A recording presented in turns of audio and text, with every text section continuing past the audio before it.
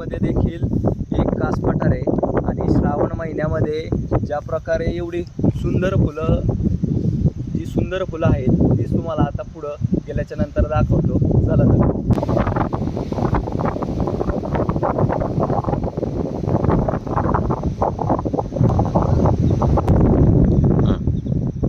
तर अशा प्रकारे आपण या ठिकाणी झाडांपाशी आलेलो आहोत. विविध श्रावण महिन्यामध्ये ही फुललेली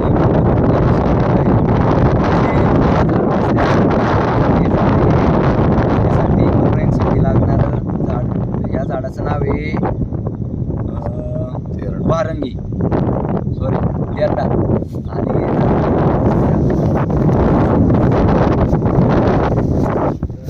या झाडाचं नाव आहे भारंगी. तर आणि या झाडाच्या फुलांची भाजी केली जाते. आणि कमेंटमध्ये मला सांगा या फुलाचं नाव काय आहे ते मला नक्कीच कमेंटमध्ये तुम्ही सांगू शकता. आणि जर तुम्हाला हा व्ह्यू दिसत असेल तर पहा हा व्ह्यू.